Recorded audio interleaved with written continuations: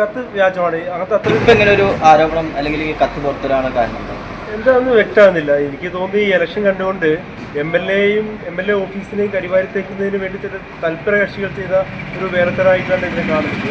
ഇവിടെ എനിക്ക് കേസിനെ കുറിച്ചൊക്കെ അതിൽ പറയുന്നത്, ഈ കേസ് ഉണ്ടായത് ഈ പിണറായിയുടെ പോലീസാണ് ഈ സമരങ്ങളുടെ ഭാഗമായിട്ട് എനിക്കെതിരെ കേസ് എടുക്കുന്നതും പിന്നെ അറസ്റ്റ് ചെയ്യുന്നതും.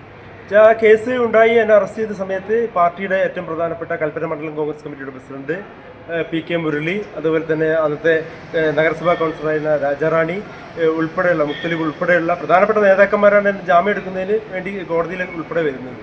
പക്ഷേ ഇപ്പോൾ അങ്ങനെ എന്തെങ്കിലും സംഘടനാപരമായിട്ടുള്ള വിഷയം ഉണ്ടെങ്കിൽ പാർട്ടിക്കകത്ത് ചർച്ച ചെയ്യേണ്ട വിഷയം വളരെ മോശമാക്കുന്ന രീതിയിൽ അത് അവിടെ ചർച്ച ചെയ്ത് തീർക്കുന്ന വിഷയങ്ങളുമാണ്.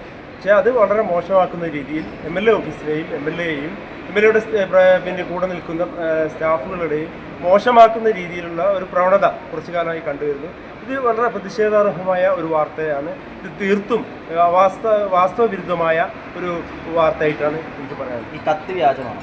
കത്ത് വ്യാജമാണ്. അങ്ങനത്തെ അത്ര ഒരു കത്തിൽ അങ്ങനെ ഞാൻ ഒരു ആധികാരികമായിട്ട് കൊടുത്ത ഒരു കത്തിലാണെങ്കിൽ എൻ്റെ സൈൻ ഉണ്ടാവും. ആ സൈൻ ആ കത്തിലില്ല. തികച്ചും പിന്നെ വ്യാജമായിട്ടുള്ള ഒരു വാർത്തയും കത്തുമായിട്ടാണ് ഇത് കാണുന്നത്. പൂർണ്ണമായി നിഷേധിക്കും.